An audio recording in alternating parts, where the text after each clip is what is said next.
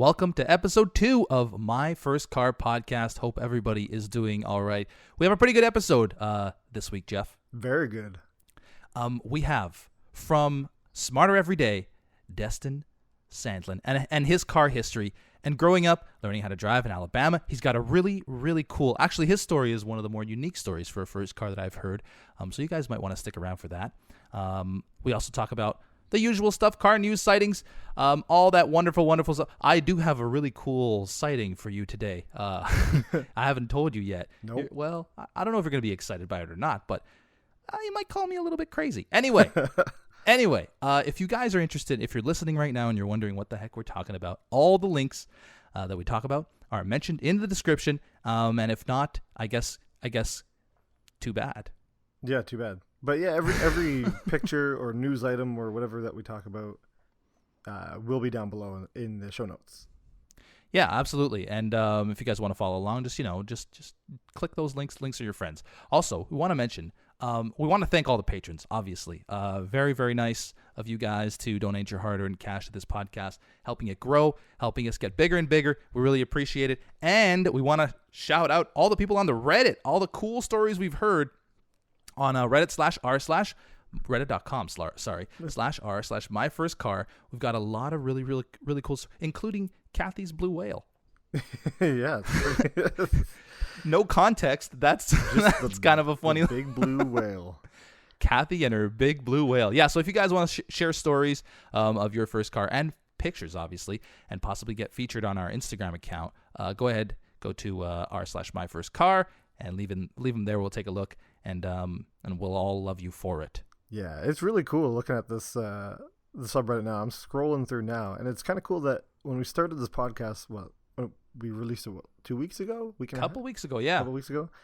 There was nothing there, obviously, and now it's like a whole page full of a whole bunch of stuff. Yeah, full of awesome cars. Speaking of which, do you have a favorite? I have a favorite by far. Oh, yeah? I do. I really do. And not to like put down anybody else's first car. It's just because I haven't seen one of these before, and I have a soft spot for rare automobiles. Is it Kathy's big blue whale? It isn't. It's Percy, actually, from Viperion NZ. Okay. I love it. It's what was it again?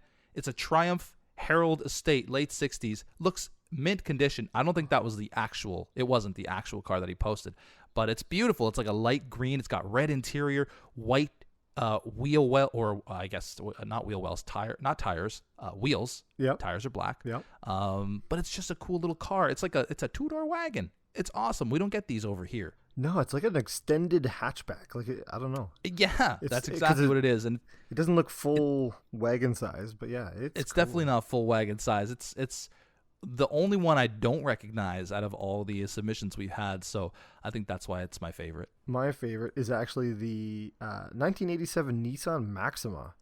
Oh, man. That thing, it just looks cool. I know it's kind of dorky looking, and it's from the 80s, but I don't know. It just looks cool. I mean, how can it not look cool looking at that young gentleman standing next to it in a fine tuxedo? He is standing by the car, dressed black suit, black shoes, a blue bow tie, and blue, what do you call those things? Cummerbund or something. Benedict Cumberbatch? Cumberbatch, yeah. He's wearing He's got a Benedict Cumberbatch. And he's looking all sharp. Anyway, if you guys want to see any of these things, just head over to reddit.com/r/MyFirstCar, and you'll see all of these wonderful people's first vehicles. Thank you guys so much for sharing them with us. Indeed.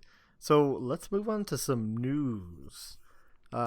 This week, it looks like, just looking at our notes here, our show notes, they both are kind of the same news, but different companies.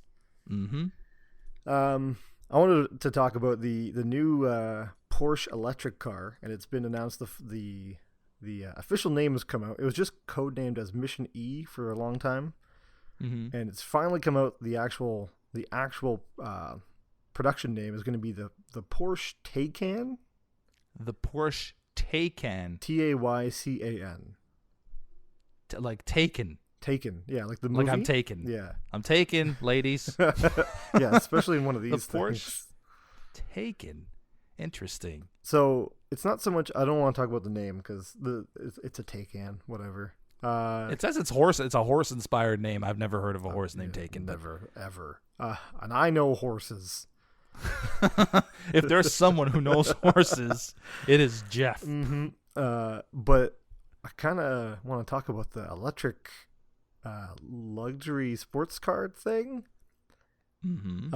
Especially Porsche. What do you think about Porsche getting into the electric car thing? They make a wonderful vehicle and have been making wonderful vehicles for decades. So I have no doubt that they'll make a really solid car. They've had. I mean, this is the electric one, right? They've had the hybrid before. Yeah, this is full electric. This is full electric. I mean, it's gonna be an amazing vehicle, I'm sure. Some of these stats look pretty impressive. It has a fuel range of 500 kilometers. My gasoline power vehicle doesn't even have a fuel range of 500 kilometers right now. Mine barely hits that. It goes 0 to 100 kilometers an hour, 0 to 60 miles an hour in 3.5 seconds. Those are pretty good numbers. This is right on par with the Tesla Model S.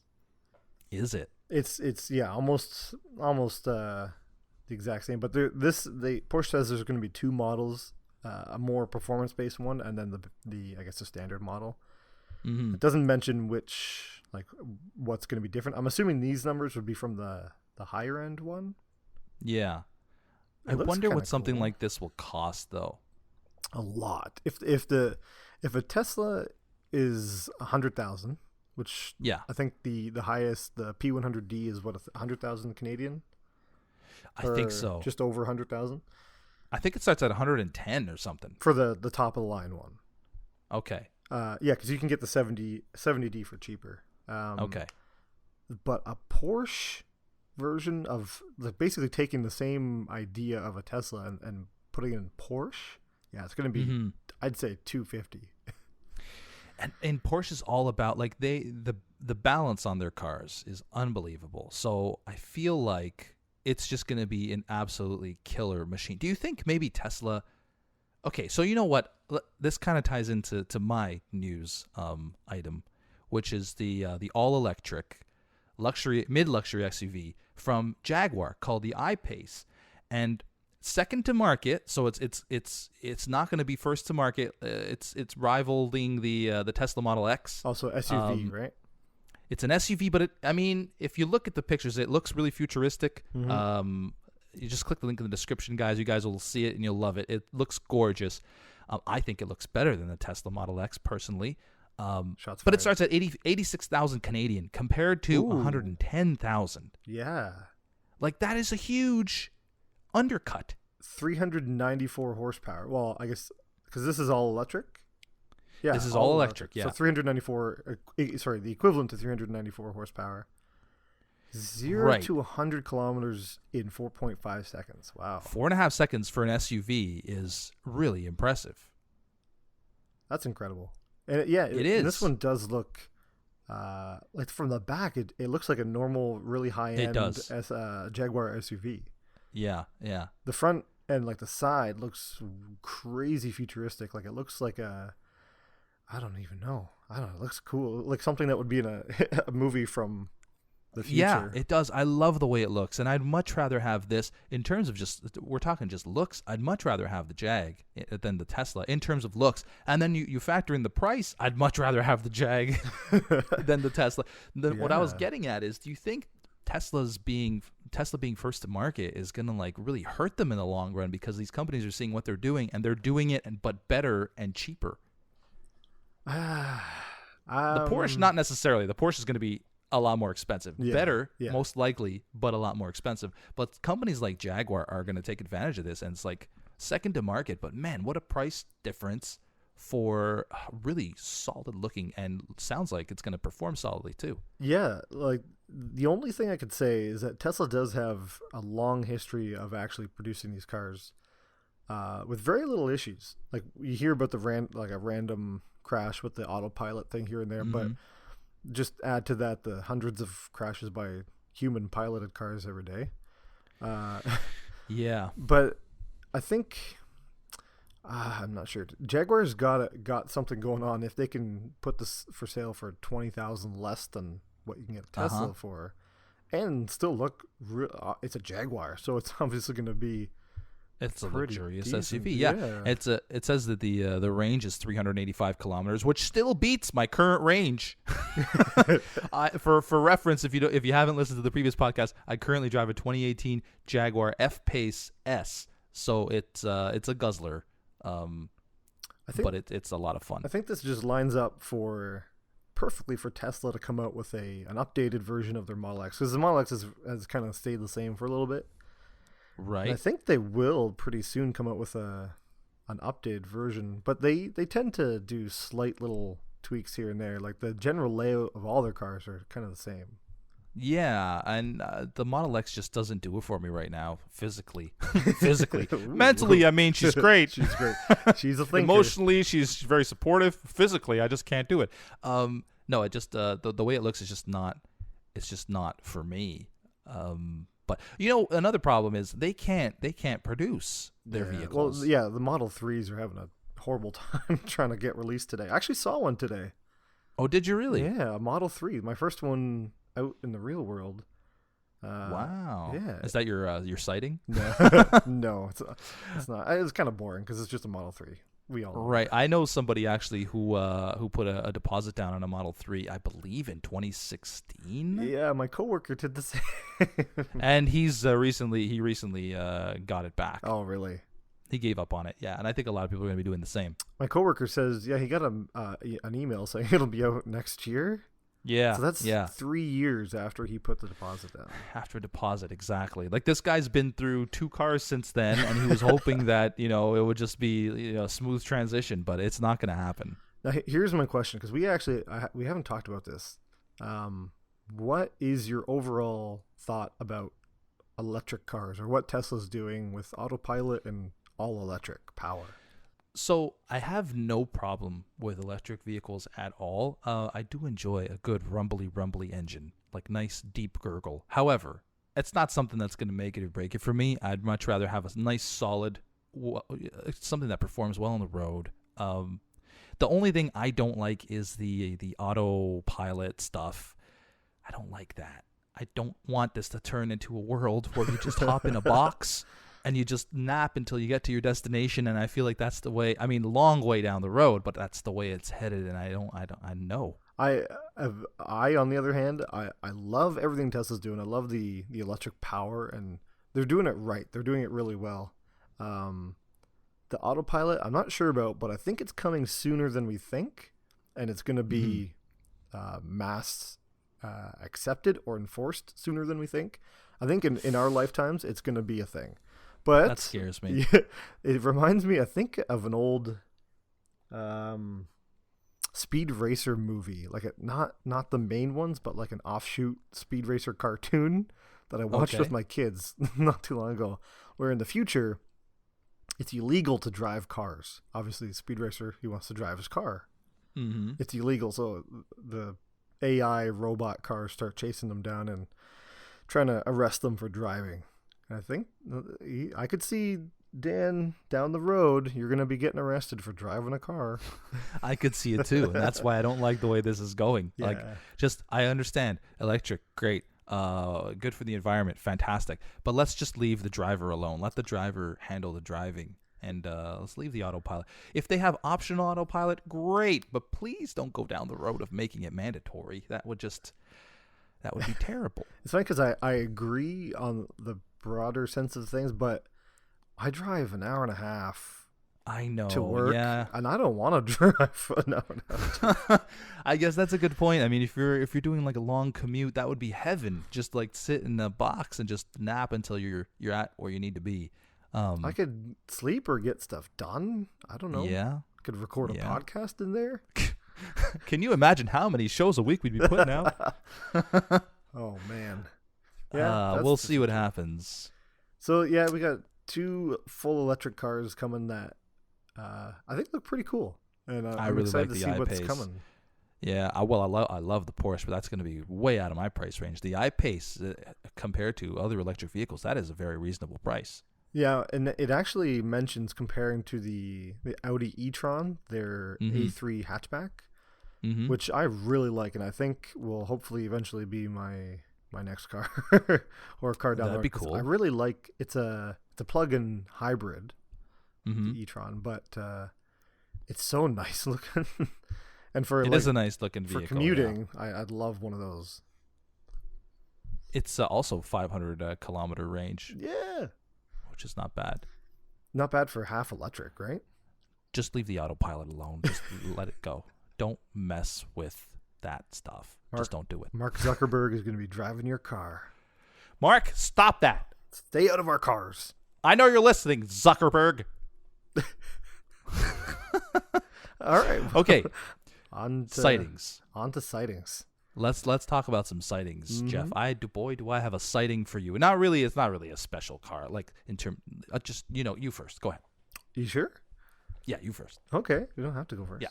Okay. Yeah, you go first. So mine is actually a car that I want, a vehicle that I want to just have. If I had a barn, I think we all have these cars. You have your cars that you would get instantly if you could afford them. And then there's a line of succession of cars after that, which you just want. Yeah. So this is it was a 1981 Ford F-150. Okay. And it was heavily modified, all black, lowered, 2-door, just mint condition. Okay. It was nice. What color was it? Black? Black.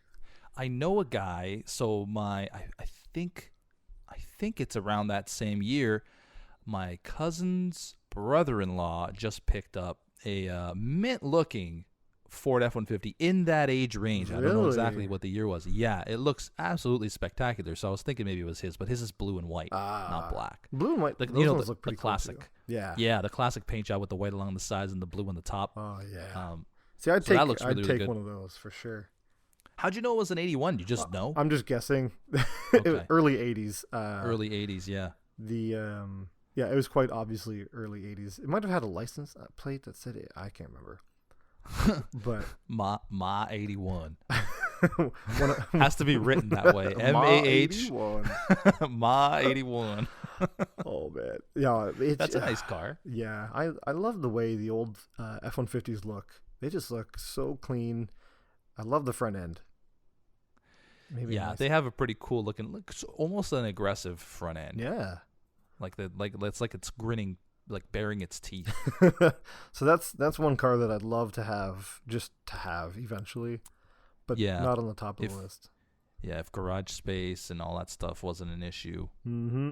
But yeah, this was the worst part. Lowered like crazy. I'm assuming airbags because it was pretty low driving on the highway. Really? Did you see it at a show or like on the street? It was on the highway. Oh wow! Might have been going to a show. Yeah, maybe. Yeah. Good sighting. Yeah, it's pretty cool. It's a good one. You don't see a lot of those around. What do you got? Another thing you don't see a lot of around. So I think I had actually maybe this is a little bit of alluding to what's upcoming with Destin. But remember I mentioned that I was going to go see a 1971 Datsun 1200. Oh, did you go see it? I went and saw it. And the car is incredible. It's like a nice deep blue. It's got nice little wire wheels on it. Oh. It's got the mirrors, the mirrors on the front of the fenders. Yep. It's got a big old dent on the driver or the passenger side fender. It's got a huge subwoofer in the back or in the trunk / back seat. Of course. It's got molding that's missing. It's got specks of paint that are missing, but I loved it. What year is it? It's a 71. Oh. I absolutely loved that car. Not only did I see that car. Does that count as a sighting? Sure it does. Mm-hmm. I got to sit in it. It's surprisingly roomy. It's got racing seats. This car probably has like 35 horsepower at this point in its life. And whoever owned it before decided to put racing seats in it. Wow. It's such a cool little car. This is the fastback, right? It is. It's the 2-door fastback. So it looks like a squished, smaller toy version of like a Mustang or a Camaro, maybe. Oh yeah, miniature. This thing Yeah. looks even smaller in person. It's ridiculous. It's like a little toy car. Wow. Yeah, and I can't wait to pick it up next week. Whoa, yeah.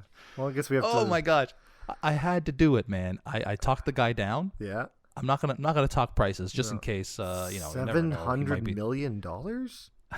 It was $47,000, Jeff. Get it straight. You could buy half of a Jaguar F-Type or what is it? I-Type? The new I-Paces, yeah. I-Pace.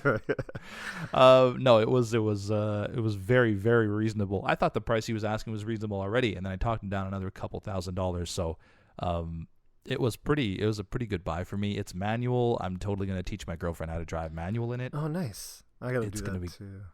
Fun, and it's small. I can literally put this thing on wheels, turn it sideways, and kind of push it into my garage. It'll be fine.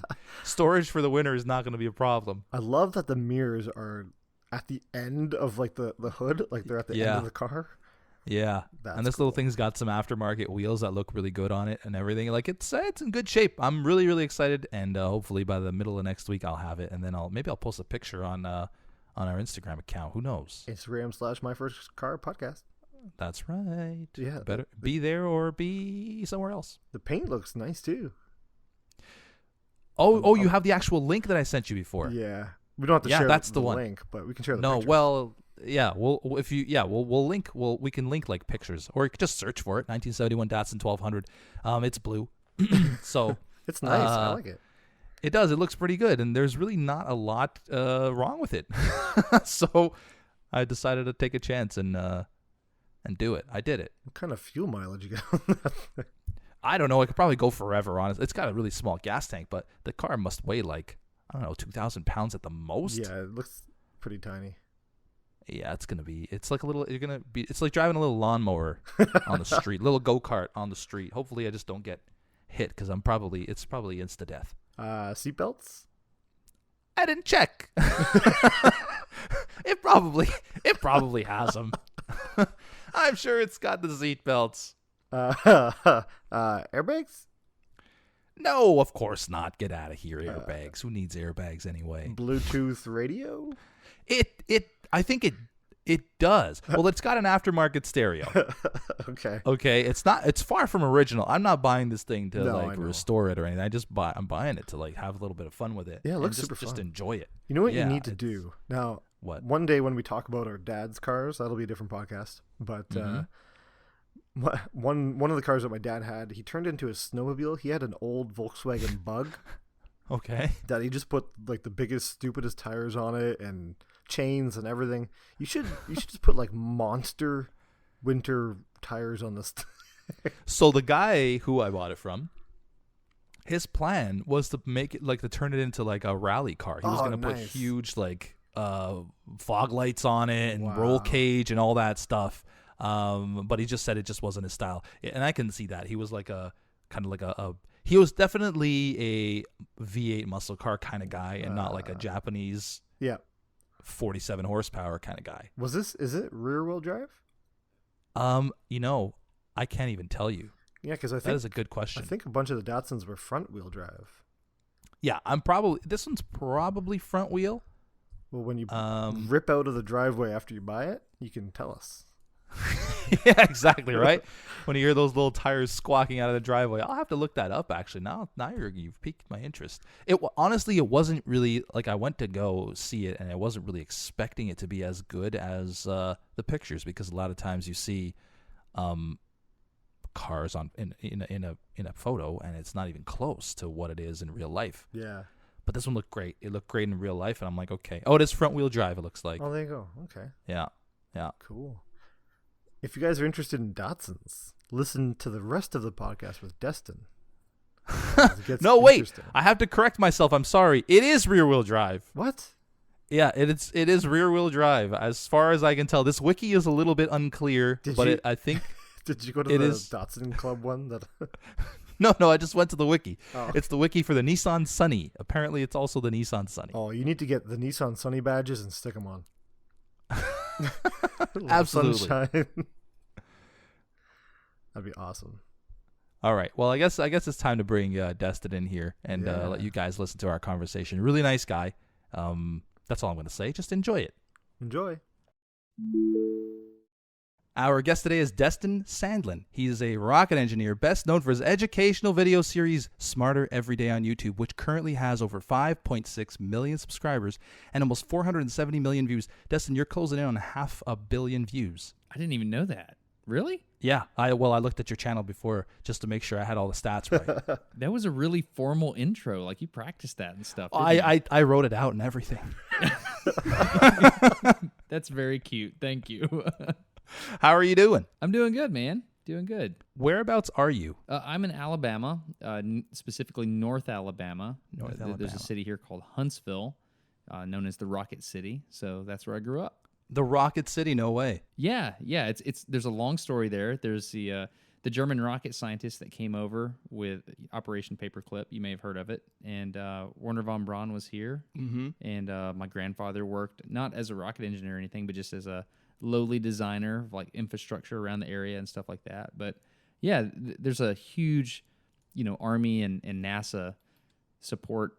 I don't know what you would call it. It's like an industry here, but people design rockets with all different companies here. It's just kind of what we do. That's pretty amazing. I think we could talk about that space and stuff all day long.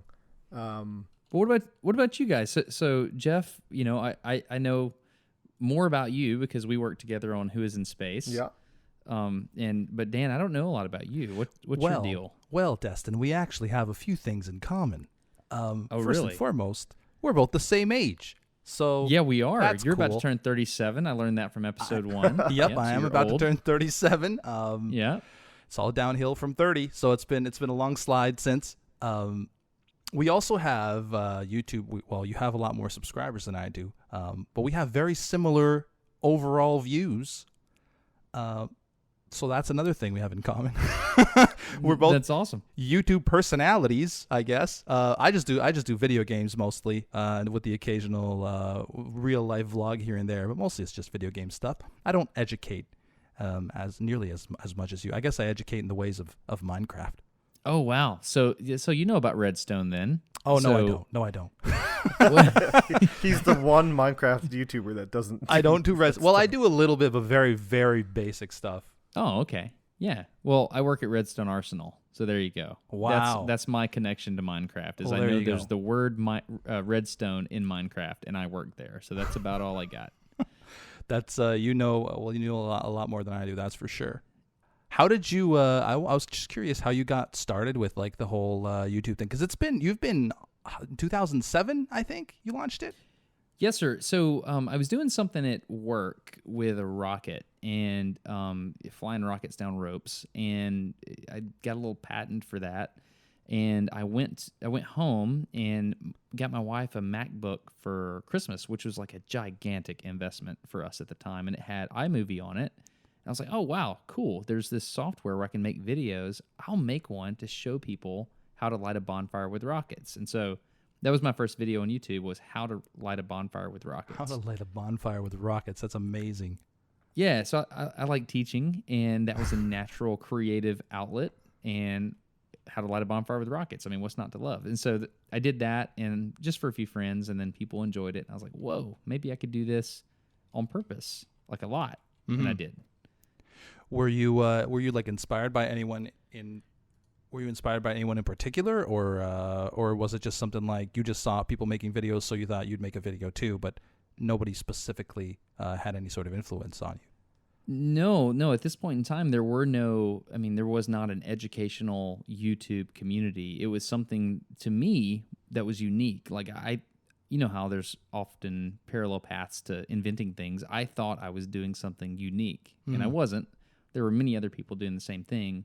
But it's like this, the invention of the television. Originally, it was conceived of educating people, and so it was just a natural creative outflow of things I like to do. It just made sense, right? So it just kind of happened. Now, obviously, a bunch of your work shows very well in your videos. But I'm curious, did any of your YouTube experience pass over into your work life? Like, has it changed anything or changed the way you look at it? Actually, yes. So so I wanted to work with high-speed cameras since a very early age. Like when I first realized there were high-speed cameras in ninth grade, I was like, man, that's like magic. I want to do that. And so the reason I took my job where I'm at now is because there's high-speed videography of things like rockets and all different types of military pieces of hardware. And so that's why I did that. And so that was 2003. And then several years into the YouTube thing, I started understanding better how to edit videos and stuff like that. So I would take these tests that I would run at work, and I would start to tailor the test so that I could tell the story about the data using video editing skills that I had learned on the YouTube side. And so, yes, the answer to your question is there are very specific videos that I make that will go up the chain, and like, I don't know how to explain it other than really large decisions will be made based on a piece of video that some redneck in Alabama made. Let's just put it that way. Wow. Yeah, it's pretty neat. I like it. That's cool. Do you have a favorite video that you've made? You know, there's different reasons that you like stuff you've done. Like, I mean, if you make videos on YouTube, you know this. Mm-hmm. Like sometimes you're like, well, that means a lot to me. Like I made one called "Why You Didn't Die at Birth," and it had to do with my child being born and how when he came out, he went from this fluid environment in my wife's, tummy into this gaseous environment, breathing air. And I didn't understand how that worked because it seemed like a miracle to me. And so the process of learning how that plumbing changes, it's actually called the foraminal valley and the ductus arteriosus inside the body. Like that, the moment the baby takes that first breath, that's a moment, like an actual click of a valve. It's really neat. Anyway, I enjoy that, and not many people have watched that video, but for me, it was super meaningful. And there's a couple like that. There's more that are more popular, but things like that I have are to more important. sort of like echo that. I think some of my favorites are the ones that haven't gotten that many views, but still they were fun to make, and you learn a bunch making them. So I think that's why I think content creators pick their favorites more for those reasons than for like actual statistics. Yeah, exactly. Like sometimes you do things, it's like there's this story in your heart and it's like a fire in your bones and you have to tell the story. And if you don't, things will not be right in the world. Like you can either, bow to this idol that is the YouTube algorithm and worship the algorithm, or you can do what you know is right. And that's what I like to do. Yeah. So you've had the same experience? Oh, absolutely. There's just some videos that I've worked really, really hard on, and I thought they were great videos, like solidly edited, well shot, and then they just don't get that much attention or as much attention as I was expecting. It doesn't make me like them any less. I like them just the same. Just the process of just making them and learning all those new techniques and stuff. That's the payoff for me. Yeah. Hey, Geoff, let me ask you a question. I have a very weird question. Your Twitter handle used to be Hold Fast. Yes. And I know that you use that everywhere. What does that mean? What does hold fast mean, and why is it important to you? So hold fast originates from my military days, where it was our call sign, or at least in the Canadian military, it's the call sign for combat engineers. Mm-hmm. So we use hold fast for everything. That's usually, if we don't have a designated cool call sign like Cobra or something, or I don't know, something ridiculous, we use hold fast everywhere. And I just kind of took it from there and called myself Hold Fast Online. And how long were you in the military? 3 years. Gotcha. Yeah, that's cool. That's awesome. Combat engineer, right? So you do things with backhoes and bulldozers and, build bridges and blow bridges up, stuff like that? All of that is about half of it, and the other half was explosives. So explosive ordnance disposal and just blowing up a lot of stuff. Oh, so you were an EOD tech.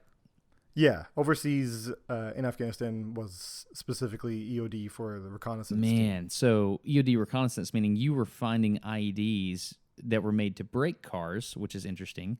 And so you were finding them before they would get the car, and then you would try to detonate them, or you'd be tipped off by somebody on patrol or something like that. Yeah, exactly. We were the ones going out ahead of everyone else and looking for all that stuff and trying to get rid of it before it hit anybody else. But did you use robots? Like, did you use a Talon? We didn't use a Talon, but we used a little robot we called Wally. Of course. And that was super fun. Those things are amazing. So high tech, and you can attach a shotgun to the end of that thing and actually use it to open things. Like a disruptor? Yeah. So tell me about your first EOD robot experience. This is called MyFirstCar. So what is your first remote car that you used to detonate something? Are you allowed to talk about that? Yeah, I can talk around it. But yeah, I guess that does technically count as a car. We had found tripwire, or not tripwire, sorry, wire that would be used to detonate an explosive, and it's actually just like the thinnest copper wire you've ever seen. You can barely see it against the desert sand. It was almost invisible, but somebody found it before something bad happened, and we had to go in basically to the middle of a road that had a little hole in it and use the robot to remove all the dirt in it and pull stuff out. And then after that, we actually had to use the same robot to pull out some bad stuff from a vehicle that had that was going to be used to hurt a lot of people. Were they like 155s or something like that, where they'd taken the fuse out and then put a primer in there, something like that?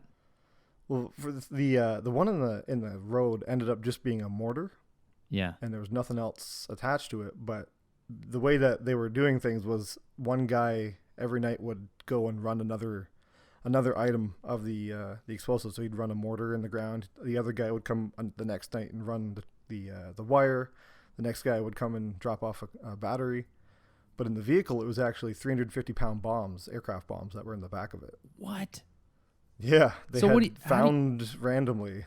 What do you do there? Do you use the robot to put a little piece of shape charge on it? I mean, you can't necessarily put a block of C4 on it and just make it go away. And your robot's not big enough to pick up 350 pounds. Well, that's the net explosive, right? Yeah, exactly. So we use a shape charge that we could attach to the end of the robot and get rid of all that. So basically, you would put the shape charge on the aircraft bomb, detonate it. Yeah, just looking for a sympathetic detonation. Golly, that's crazy. That's crazy. Yeah. It's fun, too. There's a whole bunch more that we can't talk about on the podcast, but yeah, there's a lot of cool stuff, and that robot served us really well. It played a lot of pranks, too, by grabbing things from people's beds as they're sleeping. So that was your first EOD car, kind of. Yeah, there you go. Exactly. That's cool. I made some fireworks once, so that was cool too. One time, some fireworks and me got, intimate with each other and almost hit me in the eye. That's all. Not nearly as exciting, but pretty close, guys. Pretty close. Just pretty good. Pretty good. Destin, before we get to the car stuff, one last question. Do you have anything in the works right now that you're excited about, or maybe just any future plans for Smarter Every Day or Smarter Every Day 2? I noticed you have another channel. Yeah, I do. I'm about to drop a video that I've worked on for about 4 years. Ooh. Whoa. It's a neat fluid dynamics thing. But the problem with Smarter Every Day is a lot of people watch the Twitter feed and try to figure out what I'm doing so they can scoop me, which is weird. I never thought I'd have to play defense on teaching people stuff, but I want the first time I drop the video, I want it to just educate people, and I want people to be enthralled in what it is I'm doing. And so I've had cases where people have done things like try to figure out what I'm doing, and they drop I'll say an inferior version of it soon, because you know how the internet works. Once you do something, it's the first person to get to that. It's the first person to release. Yeah, exactly. And so, so I won't say what I've been working on, but I'm really excited about it. I've been working on it for a really long time. I'm looking forward to it. Has that ever stopped you from uploading a video? No, it hasn't. I mean, I had a case where I went to New Jersey to film a see-through engine, for example, and somebody in a real quick way made an engine as quickly as they could and just uploaded something and didn't teach anything at all. And my goal was to give the guy that had come up with the idea of a see-through head on an engine, my goal was to give him credit and, help his channel out. But yeah, it's just, I did it anyway. I was like, well, I'm going to teach people, and I've spent a lot of time building this. I want people to learn, so I'm going to drop it, and I'm going to give this guy all the credit because he built it, which is cool. You know what I mean? Mm-hmm. That video, I showed my kids, and my oldest loves watching every second of that video over and over again. And Dan, you need to check that one out if you haven't already seen it, because it's specifically cars. I will definitely check it out. No, I haven't seen it. Yeah, it just basically describes a 4-stroke engine, okay. in the simplest form possible. Yeah. It's fun. Awesome. And speaking of engines, Let's do it. Perfect segue. I'm a professional. We should start talking about the vehicles in your life. Without mentioning the very first car, can you maybe take us through a quick car history? Cars that you've owned in your life. So without mentioning the first car? Without the first one. Let's leave the first one for last. That's the big payoff. Okay, so what about the first car I drove? I can talk about that one, though, right? Yeah, sure. Okay, so my granddaddy, that's how we say it in Alabama, my granddaddy had a lot of land, like 50 acres or so of just pasture land, and he used to take me out into the pasture and have me drive a stick shift at, like, I'd say 12, 13 years old, just to teach me how to drive a stick shift. Wow. Yeah. Yeah. And so the hardest thing for me was starting from a stop, obviously, in first gear. So being able to, kind of finesse the clutch a little bit. It was a Datsun B210. Have you ever seen these things? Absolutely, I have. Yeah. It is a butt ugly car, but man, it was amazing. It was a very endearing car. No air conditioning, at least not a working one. And he had the clock didn't even work, so he had a little watch taped to the dash. It was great. And so he would just take me out there and teach me how to start the car and teach me how to start from first gear, from a stop. And we would just do that over and over and over. We'd say, hey, you want to go out in the pasture and drive? Yes, sir. And so we'd go do it. And so the Datsun B210 was my first love. And they basically make gas. They're so efficient. It's like having an oil refinery in the back seat. And so the Datsun B210 was a big deal. And then he had a Cadillac because, old guy wants Cadillac. He had a Cadillac. And so the first time I drove on the road, I still remember the exact, patch of road I drove on. He said, do you want to drive on the road? Yes, sir. I was probably 14. And so we got in that Cadillac and we started on down the road. And I still remember the moment I met a car for the first time. He's coming the other way. I'm going that way. I've got to stay on my side of the line. And you got to trust that he stays on his. Blew my mind. And so I was out of the corner of my eye, I could see my grandfather. He was squirming. He's like, that's a little fast, boy. You need to all right, boy, that's a little all right, that's good. Pull over right here and let granddaddy drive again. You know what I mean? That kind of thing. It's great. And so that was the Cadillac. We're gonna skip the first car. And I moved on after that first car. I moved on to a Toyota Corolla. It was a blue stick shift. If I recall, it was either 1999 or a 2000 Toyota Corolla. Okay. First car I ever purchased for myself, and that was for gas mileage. Right? I think those Corollas were some of the highest selling vehicles at the time too. Like everybody had one. Hyper reliable. I mean, yeah.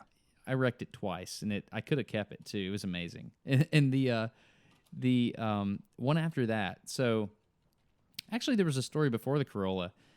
I had an option of buying a Ford Escort hatchback from an engineer for $1,000, and he kept all the receipts. It had about 150,000 miles on it. He had all the receipts from every oil change. It was between that or it was between a Toyota Supra, like a 1984 Toyota Supra stick shift, right? Mm-hmm. So I know which I one think I I would can have picked. guess. Yeah, I know which one. So the Escort was an automatic, and the Supra was a stick shift. Oh, even easier decision. Yeah, and so I looked at my wife. I was like, I got to get the Supra. She's like, but it's a V6, right? And so, like, isn't the point for commuting and get better gas mileage? And I mean, look at that dork engineer. I mean, that thing's going to run forever. I was like, baby, it's a stick shift. Got to do it. And so she said, I disagree. This is the test of our marriage. I said, I disagree with you. She said this. I disagree with you, but I trust you. If you think that's the right thing to do, you can do it. So I said, you made the right choice for sure. so I got the Supra. We had like $1,000 of extra money to our name, and I spent $800 of it on this Supra. On Money the well way spent, home. if I do say so myself. Except on the way home, Uh-oh. she's following me in the van. One of the cylinders loses compression, blows black smoke all over the road, Oh, and I'm my looking in the gosh. rearview mirror, watching her like try to dodge the smoke. And Alabama's a buyer beware state, so I took it home and I parked it, and I could never get it going again. Oh, It was- man. Oh man. Yeah, and so to her credit, this was a major marriage lesson and a life lesson. She never said "I told you so," not even once. Wow. Oh, that's really good. She held her tongue, and at that moment, it was just, I disagree with you. I'll just say, yes, ma'am. And Yeah. we're gonna go with what you say. We're gonna go with what you say because, Yep, you're right. yeah, you're probably right. And so that was actually a really good thing for our marriage. And so, yeah, those were, and now the major commuter car is a Pontiac Vibe stick shift. It's got an AC inverter in the dash. And I respect the stick shift. You seem to really enjoy the manual transmissions. I do, because if it's a 4-cylinder, all you got to do is, drive it on the top end of the tachometer, and it feels like a sports car. Yeah, it's true. that's the how that works. Datsun, was the Datsun a 4-door or a 2-door? Oh, it was a 2-door. Man, that wasn't my car. Obviously, that was Granddaddy's, but Right. it was a piece, man. It was awful, but it was a great thing to learn in for sure. I'm actually looking at a on Friday, Jeff. I haven't told you yet. I'm actually going to go look at a Datsun 1200 to 71 Datsun 1200. What's a Datsun 1200? It looks like the B210, but it's a 1200 apparently. I don't know. I've never seen one come up for sale on the classified. So when it came up, I kind of had to check it out. I'll send you guys a link in the. Oh my goodness! yeah. But don't put this link in the description, Jeff. I don't want anybody scooping this car up before I can. That's I already amazing. know it. Is it in good shape? That's the one there. Oh wow! Oh, Yeah. 71. Yeah, 71 in blue. It looks really good. That's awesome. Now the first car I was ever. Oh wait, yeah, this is beautiful. You have to. How much is? Oh my gosh, that's kind of expensive for that. It is. $8,500. Well, that's Canadian dollars as well, so you got to remember that. So it's like 20 bucks. Yeah, I was gonna say it's like 47 bucks American, so it's not really that bad. That's wild, man. Yeah, the first car I ever went over 100 miles an hour in was my father's Datsun. It was a 1972 240Z, Ooh, nice. Oh, nice. Yep. which is one of the most beautiful cars on the road. It's amazing that Datsun made the B210 and the 240 around the same time. It's incredible. They're very But it was different looking cars, aren't they? They are like his is fire brick red, which is basically orange, and I mean I remember because it was an inline 6 if I recall correctly, and it was an older car at the time. It's the car that he dated my mother in, and you could see through the floor. So I have this specific memory of going over the backwaters of the Tennessee River, and he looks at me and says, "Boy, you ever been over 100 miles an hour?" "No, Daddy, do it." And so he just punches it. He downshifts and he goes, "Wah," and just did it. And I remember looking at the ground and seeing asphalt just as a blur under my feet and thinking, Oh, man. this is great, So, yeah, those are the significant cars in my life. And now I drive a more reliable pickup truck. So, yeah. I was going to say, You called we've it, made Jeff. This far. We've made it this far for someone from Alabama to not mention a pickup truck. Right. Oh, what are you trying to say? Sounds like you have some stereotypes, man. That's right, Jack. I'd love a pickup truck. Unbelievable. That's fun. That's fun. Out of all those cars, other than the first one that we haven't spoken about yet, which one do you wish you never got rid of, or do you? Are you glad you got rid of all of them? Well, I don't. I drive vehicles till the wheels fall off, and then I put the wheels back on. Yeah. My first car is the one exception, and it has a special place in my heart. And so, what I did with the first car is, it's kind of interesting. I tied a string to that one when I got rid of it. Oh, We might as well get straight to that one. should we? I guess let's hear about your first car. Yeah. All right, so my parents were auto workers. They worked for this supplier to General Motors, and my mom built rack and pinion steering sets, and she also built CV axles, or continuously variable. You know what I'm talking about. And so that's what fed me growing up was auto parts. And when my parents decided to buy a vehicle, we always had General Motors products. One time, my dad bought a program truck, and you may be familiar with what that is. It's not like a rental truck, but it's like a truck that's driven by somebody at a dealership. Oh, yeah. We call them, what do we call them here? Loaners or what are they called?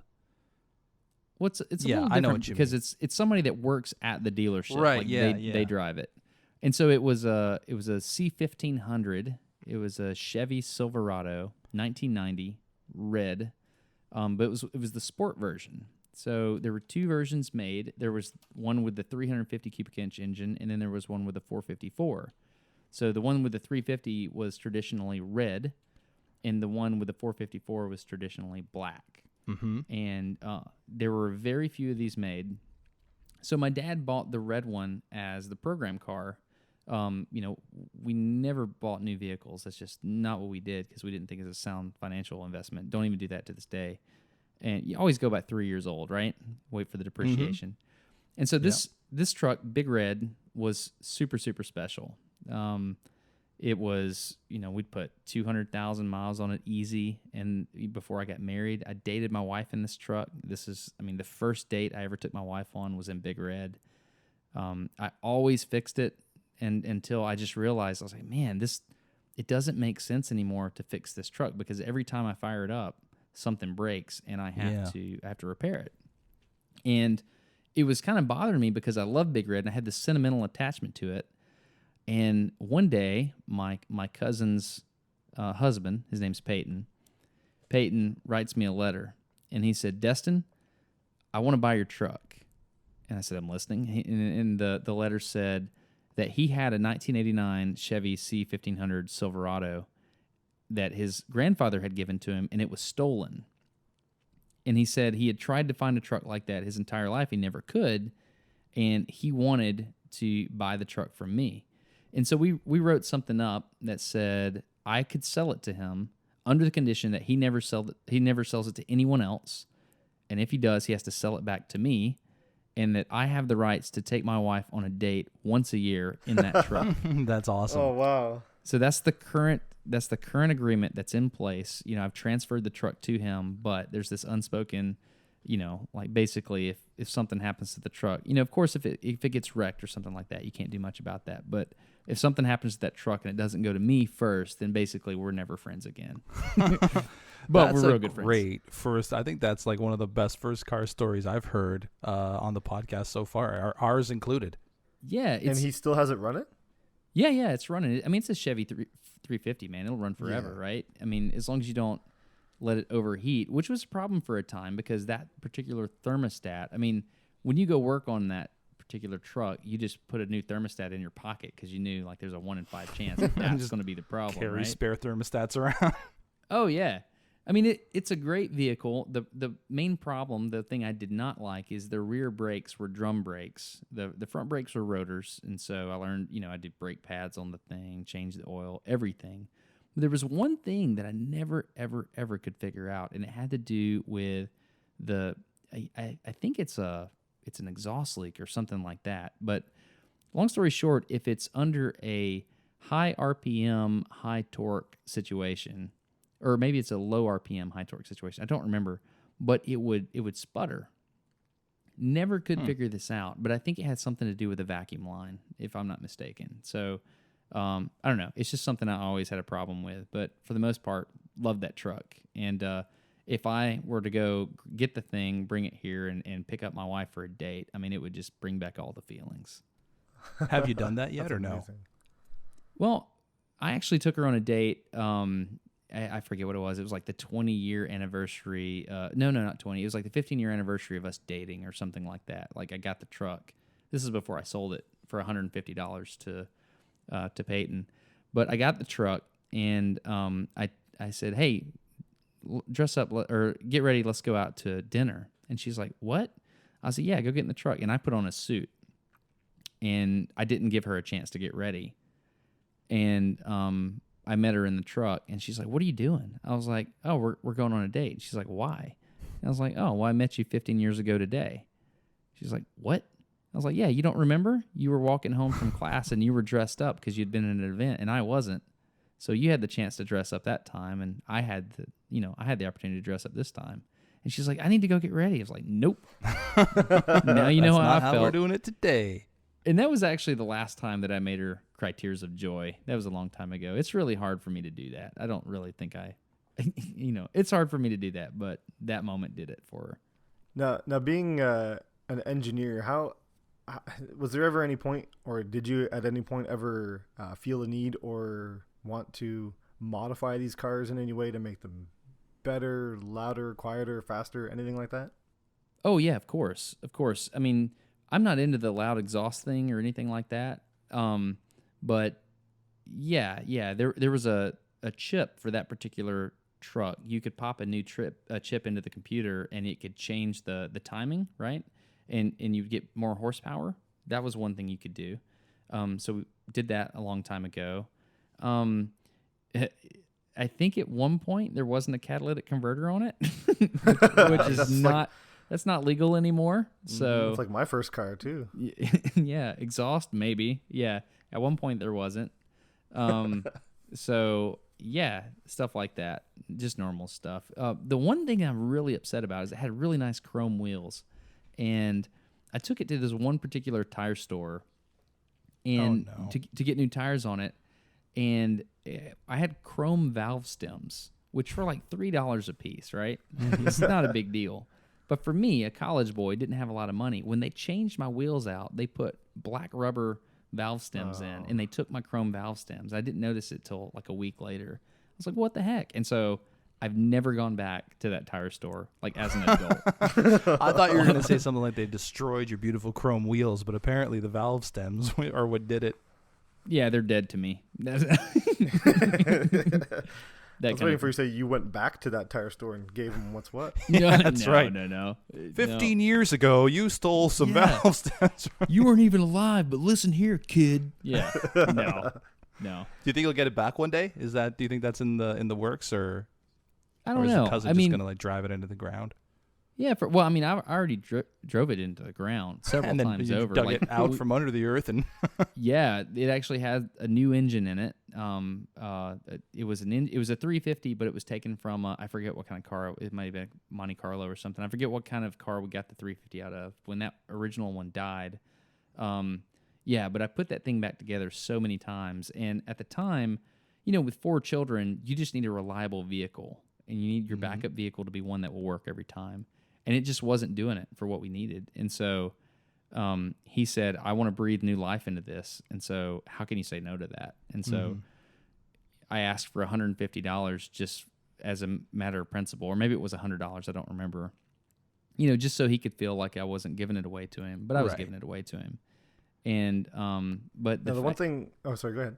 Well, he's driving it. Like every once in a while I'll get a picture of him and my cousin Mary driving the thing. And I'm like, you know what? That makes me happy. I'm glad they're doing it. Yeah, it's getting used, right? Yeah, exactly. Now, we talked to our last guest, Jordan, about his dream car as a kid, and we determined that my dream car was a Lamborghini. His dream car was a Lamborghini as a kid. And Dan, one of your dream cars as a kid was a Lamborghini. I'm curious, Destin, was your dream car as a kid a Lamborghini? No, I'm a child of the South, right? So of 2 blue collar auto workers, and so my dream car was a 1969 Chevy Camaro Super Sport. Nice. Blue with white racing stripes. That was my dream car. That is not a bad dream car to have, that's for sure. Yeah, I think what I like about the old Camaro body style, and I'm glad they brought this back, is that it's got hips to it. If that makes any sense, you know what I mean? Yep. See it from the side, the rear wheels look like they stick out just a little bit. It's got that, I don't know, it kind of looks like it's always decelerating, even though it's not, because it kind of sits down a little bit. I don't know. It's just a beautiful body style to me. One of my favorites from back in the day, for sure. Oh yeah. Have you ever thought of actually going out and looking for one to purchase eventually? I've thought about that. I have. The no airbags thing matters to me. That's important. Yeah, I actually have thought about that. Let me ask you a question. If you had 30 airbags, what would you do? Like just airbags. Live? What? No, like if you had no, not in the car. Like if you had 30. Oh, just like lying naked, around? Like you just have 30 airbags that have been removed from vehicles. What would you do with them? I would Because I may not be in this situation. Oh man, I would probably try to like lift something ridiculously heavy and just lay them out on the ground and do something nuts. Oh. You could launch something pretty far, but inside, aren't there? Depends on when they were made. Aren't there detonators inside of them? There are, yeah. Usually they're gas generators that, if I'm not wrong, I think it's sodium. Don't get me lying. I want to say sodium azide. No, I don't know what I'm saying. I'm just going to quit talking now. So yeah, that's an interesting situation to be in. Do you know what you're going to do with them? Yeah, I have some ideas. I was just wondering if you guys had some. I mean, I'm sure you have some ideas. I've got a slow motion camera and I've got several airbags, and so I got some ideas. And so we're gonna see. I don't know. Man, I want to see that. Yeah, I do too. We'll launch that truck into space. Yeah. Mm-hmm. We'll see. That'd be fun. Well, thanks, Destin, for your car history, and your first car that's definitely a really special first car story. Thanks for joining us. It was a pleasure having you. And if you guys want to check out Smarter Everyday, it's youtube.com/smartereveryday. And you too will be smarter every day. Oh my gosh, I can't believe I made that joke. Thank you very much. Well, one thing that people might want to know, what are the names of your channels, your YouTube channels? Geoff, you first. My channel, I guess, is Space Course, space-related videos. Mm-hmm. Very awesome channel, by the way. Deserves more recognition than it gets. And mine is Vintage Beef. It deserves less. That's awesome. Thanks for having me, guys. I really appreciate it. Thanks for joining us. It was a pleasure. Thank you so much. Yeah, thanks. So that's it. I hope you guys enjoyed the podcast this week. Be sure to check out all of our various social medias. Geoff, what are we got? Some Twitter stuff. We've got some Instagram stuff. We got the website. We got the website. You can get everything on the website. Yeah, MyFirstCar.net. It's got everything. It's got the link. If you scroll down to the bottom, it'll have the little icons. You can click on those, or you can click on the links in the show notes, or whatever you want. Twitter, My First Car Podcast. Yeah. YouTube, Instagram. You can even become a patron. You can become a patron. You can become a patron. The ones we have, which are totally awesome. Thank you guys. We've had a lot of great support on the episode so far. We're up to a whole bunch of downloads. Yeah, I think that's the official number, is a whole bunch of downloads. Seriously, it's been a really good reception. Hope you guys continue to enjoy the podcast, and thank you for joining us on this one. Bye-bye. Oh, you have to get in, that's so cute. You have to get into podcast mode. That's fun. Oh, you should see me. If I had like a webcam on, I was like stretching my arms. I'm like, okay. Oh, I see. Let's do this. It's not the real Dan. I'm getting podcast Dan. Okay. That's right. You are. I see how it is.